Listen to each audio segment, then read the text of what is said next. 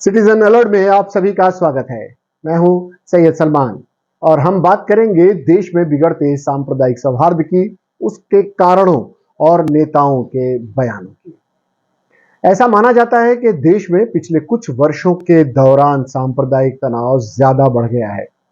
खासकर हिंदू मुस्लिम संबंध पहले जैसे सहज नहीं रहे। कुछ लोग राजनीतिक या फिर वैचारिक कारणों से हिंदू मुस्लिम संबंधों में बढ़ती खटास के लिए भारतीय जनता पार्टी, आरएसएस और उसके सहयोगियों को दोषी ठहराते हैं। दूसरी तरफ मुस्लिम कट्टरपंथियों के भी पॉपुलर फ्रंट ऑफ इंडिया सहित कई अन्य संगठन हैं जिन्हें हिंदू मुस्लिम तनाव का जिम्मेदार माना जाता है। साल 2014 से केंद्र में पूर्ण बहुमत की एक मोदी सरकार बनने के बाद इस्लामोफोबिया का जुनून सवार हुआ और हिंदू मुसलमानों के बीच खाई बढ़ती गई।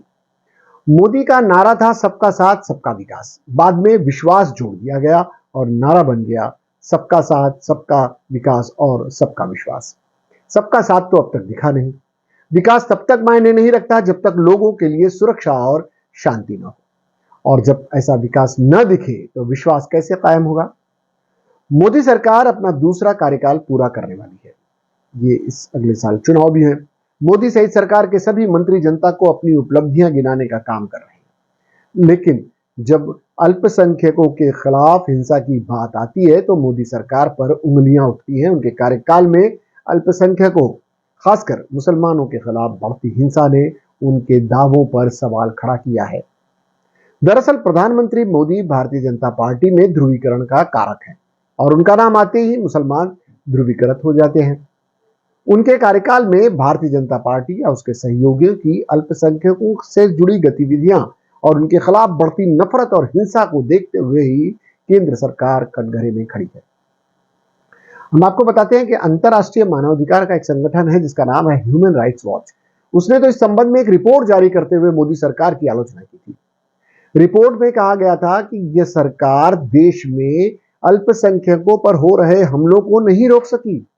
रिपोर्ट के अनुसार धार्मिक अल्पसंख्यकों, पिछड़ों और सरकार के आलोचकों को निशाना बनाने वाली संगठित हिंसा भारत में बढ़ते खतरे के रूप में उभरी। सत्तारूढ़ दल भारतीय जनता पार्टी का समर्थन का दावा करने वाले संगठनों ने इस कृत्य को अंजाम दिया। रिपोर्ट में अल्पसंख्यकों, खासकर मुसलमानों पर हमलों को न रोकने और इन मामलों की ठीक से जांच न करने के लिए मोदी सरकार की आलोचना की गई। मोदी के सत्ता में आते ही देश में अल्पसंख्यक विरोधी माहौल बनाने की कोशिश की जाने लगी। गायों की खरीद फरोख्त के नाम पर उनका कत्ल किया गया। सरेआम मॉब लिंचिंग हुई। हमलावरों के खिलाफ तत्काल कानूनी कार्रवाई करने के बजाय पुलिस अक्सर पीड़ितों के खिलाफ गौ हत्या निषेध अधिनियम के तहत शिकायत दर्ज करती रही। मुस्लिम समाज के बड़े उलमा, राजनीतिज्ञ, सामाजिक कार्यकर्ता और बुद्धिजीवी वर्ग लगातार यह बयान देता रहा कि वो हिंदू भाइयों की भावनाओं के साथ हैं। मुफ्ती हजरात ने तो कई नए पुराने फतवे लोगों के बीच रखे कि गौ हत्या उनके नजदीक मना है, लेकिन उनकी कोई सुनवाई नहीं हुई।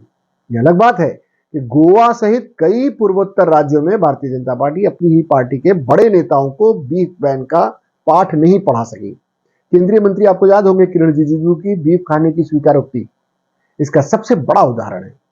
गौ हत्या पर मॉब लिंचिंग, लव जिहाद और कश्मीर पर तनाव, ट्रिपल तलाक और हिजाब जैसे कई मुद्दे हवा में उछलते रहे।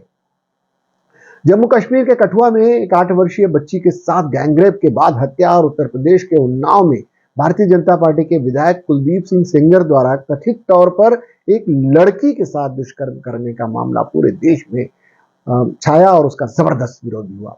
दादरी हत्याकांड के आरोपियों का सत्कार समारंभ हुआ। इस बीच भी अल्पसंख्यकों के खिलाफ होने वाली हर हिंसा को लेकर प्रधानमंत्री मोदी की चुप्पी जारी रही। प्रधानमंत्री ने इन सभी अपराधों और अन्य मामलों में शामिल कथित भारतीय जनता पार्टी के सदस्यों के बारे में कभी कुछ नहीं कहा। अब एक तरफा बात करना ठीक नहीं है। मुस्लिम समाज के भी कुछ लोग हैं जिनके जुबान से निकले शब्द हिंदू मुस्लिम के बीच की दूरियां बढ़ाने का बड़ा कारण होते हैं। इत्तेहाद मिल्लत काउंसिल के अध्यक्ष हैं एक मौलाना तौकीर रजा साहब। उनमें एक हैं, वो भी इन दिनों चर्चा के केंद्र में है। वह मुस्लिमों के एक समूह के धार्मिक नेता माने जाते हैं। हालांकि वह आला हजरत के खानदान से आते हैं। इस्लामी दुनिया में उनका बहुत सम्मान है, लेकिन उनके शब्दों से मुसलमानों को फायदे के बजाय नुकसान ज्यादा हो रहा है। तौकीर रजा पर जिन्ना की भाषा बोलने का आरोप लग रहा है। उनका कहना है कि हिंदू राष्ट्र की मांग करने वालों पर सख्ती करने की जरूरत है और अगर ऐसा नहीं हुआ तो मुस्लिम राष्ट्र की मांग उठेगी। उनका तर्क है कि अगर हिंदू राष्ट्र की मांग जायज है तो खालिस्तान की मांग करने वालों पर मामला क्यों दर्ज किया जा रहा है? हिंदू राष्ट्र की मांग करने वालों को गिरफ्तार क्यों नहीं किया जाता? कहीं ऐसा ना हो कि कल मुस्लिम युवा हिंदू राष्ट्र की चाहत में मुस्लिम राष्ट्र की बात करने लगे। अब हालांकि उन्होंने यह भी सफाई दी है कि वो ऐसा नहीं होने देंगे, देश का एक और बंटवारा किसी कीमत पर नहीं होने दिया जाएगा, लेकिन जो कह दिया वो तो कह दिया। तो फिर रजा की पहली वाली विवादित बात को जिन्हें ले उड़ना था वो ले उड़े। उनके बहाने तमाम मुसलमानों के खिलाफ जहर उगला जाने लगा। ये वही तौकीर रजा साहब हैं जिन्होंने प्रधानमंत्री नरेंद्र मोदी को धृतराष्ट्र उनको कह दिया था। तब भी काफी हंगामा हुआ था। उनके जैसे आलिम से भाषा के संयम कैसे छूट जाता है ये तो पता नहीं, लेकिन उसका खामियाजा आम मुसलमानों को जरूर उठाना पड़ता है। उनके बयान का विरोध करते हुए साक्षी महाराज ने भी जवाब में कह दिया कि 1947 में देश का जब विभाजन हुआ तब मुस्लिम राष्ट्र के नाम पर जिन्ना ने मुस्लिम राष्ट्र ले लिया, अब जो रह गया है वह केवल और केवल हिंदू राष्ट्र है। क्रिया की प्रतिक्रिया आनी थी, यह बात तौकीर रजा को समझनी चाहिए। यह दौर अगर ऐसे ही जारी रहा तो मोदी या उनके समर्थकों का तो कुछ नहीं बिगड़ेगा, लेकिन मुसलमानों की जिंदगी दुश्वार हो जाएगी। हिंसक लोगों को शायद यही चाहिए और तौकीर रजा वही खुराक उन्हें दे रहे हैं। इससे उन्हें बचना चाहिए, उन जैसों को बचना चाहिए। उन लोगों को अपना समर्थन और विश्वास नहीं दिया जा सकता जो अपनी विभाजनकारी मानसिकता से इस देश में रहने वाले लोगों के बीच संघर्ष पैदा करना चाहते हैं, तो चाहे वह कितना ही बड़ा व्यक्ति क्यों ना हो। वैसे भी बयानबाज नेताओं से कोई रचनात्मक कार्य तो होता नहीं, विवाद इनसे जी भर के करवा लो। दूसरी महत्वपूर्ण बात कि आपसी लड़ाई से कोई तरक्की नहीं हो सकती, ये बार बार हम कहते हैं। ये दूरी कम होनी चाहिए। अगर भारतीय जनता पार्टी अपना कथित धार्मिक चोला उतार कर सही मायनों में राजनीतिक पार्टी बन पाती ना तो मुस्लिम समुदाय शायद इस विकल्प पर जरूर विचार करता, लेकिन ऐसा हो न सका। भारतीय जनता पार्टी के कई नेताओं ने ध्रुवीकरण का खेल जारी रखा। जवाबन मुसलमानों के कई नेताओं के बयान भी आग में घी का काम करते रहे। बात केवल मोदी, तौकीर रजा, साक्षी महाराज या किसी XYZ की नहीं है। बात इस देश की है, इस देश की संस्कृति की है, इस देश की सभ्यता की है, इस देश की एकता की है।